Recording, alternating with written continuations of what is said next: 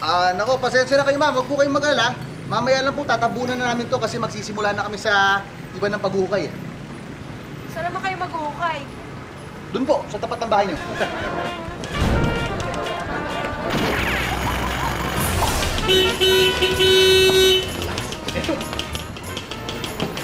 Hoy! Hoy! Hey! Bakit ang tagal-tagal niyan? Ang tagal-tagal niyo nang hinuhukay, isang taon na. Naalala ko sinimulan niyo yan, birthday ko ngayon. Birthday ko na ulit, naghuhukay pa rin kayo dyan. Oh, ba't di kayo sumasagot? Ano masasabi niyo? Happy birthday po, ma'am. Happy birthday, ma'am!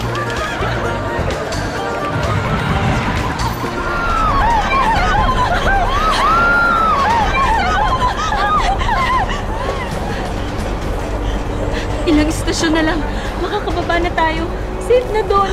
Oo nga. Ay, teka, bakit huminto? Nandito na ba tayo sa safe na station? Kami po ay humihingi ng pangmanhid. Pansamantala po tayong hihinto dito dahil sira po ang tren. Patay tayo!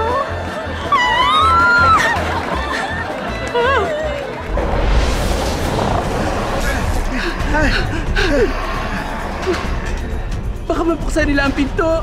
Anong gagawin natin? Alam ko na. Guys, kunin niyo yung pamalo. Papaluin niyo sila? Hindi! Ikaw! Para habang kinakain ka nila, makakatakbo kami!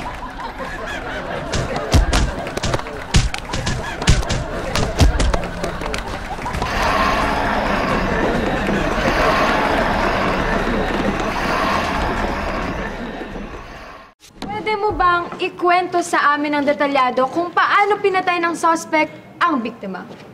Ganito po. Kuya. Una, sinapakan niyo ang biktima. Tapos sinakala. Hanggang sa namatay. Ganun po.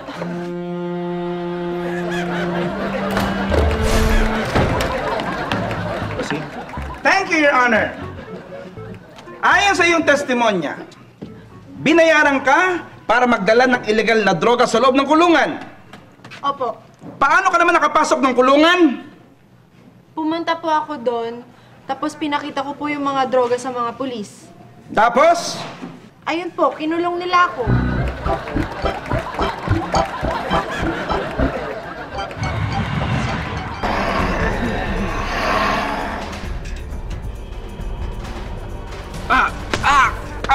Ano ba? Okay, tama na yan! Huwag niyo siyang saktan! Bakit ka naman maaawa sa zombie na yan? Dapat siyang patayin! Sino nagsabi sa'yong zombie yan? Hoy, di ako zombie. Adik lang ako. Pag ganito itsura, zombie agad. Napaka-judgmental nyo!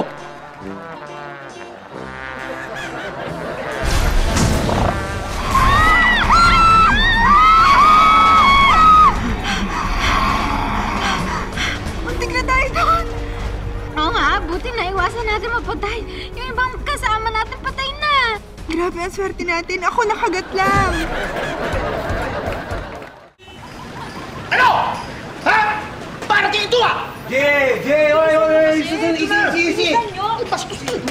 Sandali lang. Ano ba nangyayari sa atin? Parang ang dami na nagre-reklamo sa akin, oh. Hindi pa doon natin natatapos itong tagal-tagal na itong kalsadang to. Ano ba? Oo nga sir, mukhang napasobra yung lalim na hukay na ginawa po natin eh. Ha? Bakit? Ito po eh.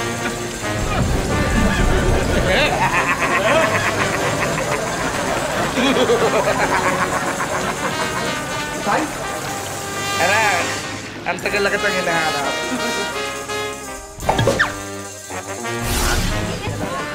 Oy! Kayong dalawa, anong gagawin nyo, ha? Saan kayo pupunta? Maliligo lang kami saglit dito. Maliligo! Nakita mo yung tubig, napakadumi, oh! Baka magkasakit ka yan, magsiuwi na kayo. Uy, sa Ilog Pasig na, hindi kami nagkasakit eh. Dito pa kaya?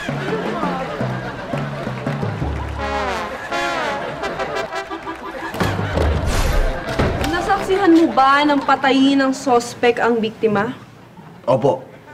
Kung ganon, anong ginawa mo pagkatapos mapatay ang biktima?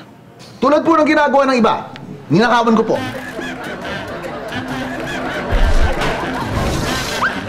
salaysay mo nga, paano mo pinatay ang biktima? Nilason ko po siya. Nilagyan ko ng lason yung lugaw, tapos pinakain ko sa kanya.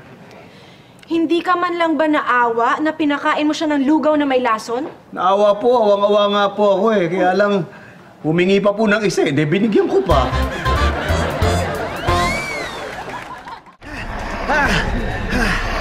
Muntik na tayo doon, Nakagat ka ba? Wala naman ako naramdaman kagat. Pero may naramdaman ako kumurot sa puwet ko. Delikado ba yun? Ay! Sorry hindi ko napigilan. Ako yun, nanggigilang.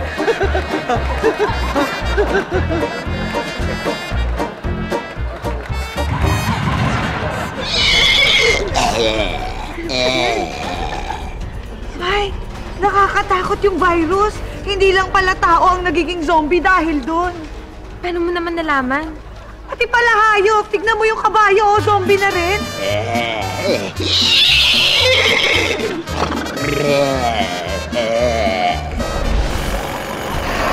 Kuya, alam niyo bang malaking perwisyo yung ginagawa niyo? Sa traffic, kanina pa ako nandito eh. Nakatapos na nga ako ng isang buong CD, nandito pa rin ako.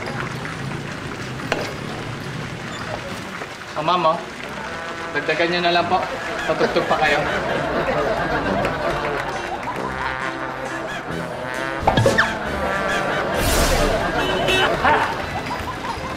Hoy! Ano ba yan? Ang tagal-tagal niyan. Alam niyo ba dahil sa inuhukay niyan yan, malilate na ako sa meeting ko? Hoy! Ano ba kayo? Grabe tong traffic na to, ilang oras na to Ha?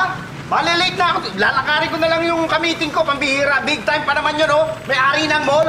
Tapos malilate ako. Excuse me, sabi mo may-ari ng mall? Oo. Anong pangalan? Mrs. Tan. Mrs. Tan? Oo. Si Mrs. Tan, ikaw ba si Arnel Tolentino? Ay, ako ho. Ay, ikaw yung ka-meeting ko. Ay, kayo ho. Oo. Ay, dito na lang tayo mag-meeting. Sige, Haliho kayo. pwede rin. Bali, yung yung plano ko, ito po yung perspective po niya. Ayan po ito po yung idadagdag natin, yun pong annex. Mr. Sumaya, ang mga salaysay mo ay hindi tugma sa mga nakalap naming impormasyon. Oo nga po, mukhang ganun nga po yung lumalabas eh. Alam mo ba kung saan ka mapupunta pag nagsinungaling ka? Opo, sa impyerno po. So relihiyoso ka. Opo. Alam mo ba kung saan ka mapupunta pag nagsabi ka ng totoo? Ay, opo. Saan? Sa kulungan po. Sigurado yun. Hindi ka pa rin makasagot, Mr. Reyes. Nasaan ka nung Sabado, alas 10 ng gabi? Mr. Reyes, bakit di ka makasagot sa tanong ni Atty. Misis ko po siya, Your Honor Sumagot ka, Demetrio Reyes Jr. Nasaan ka nung Sabado, alas 10 ng gabi? Kasama ko po si Mark Eras. Mark po kami. Ano na nangyayari? Ayusin na natin yung linya ng tubig. Walang yan naman, Nagagalit na yung taong bayan, eh. Oy, ano nakakatawa? Ano pinagtatawanan nyo? Hoy! Sir, yan di kasi sinabi mo sa amin last year eh. Oo nga.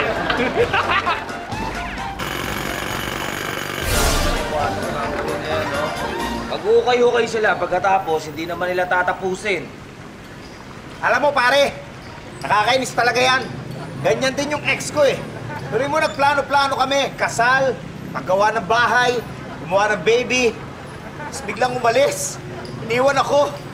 Nag-iwan din siya ng butas sa puso ko.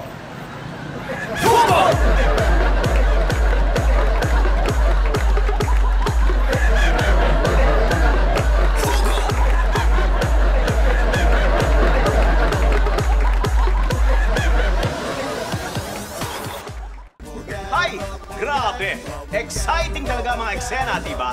At dahil hindi kayo bumibitaw sa amin, meron kaming mga sorpresa para lang sa inyo. Ang gagawin nyo lang, pumunta lang kayo sa aming website.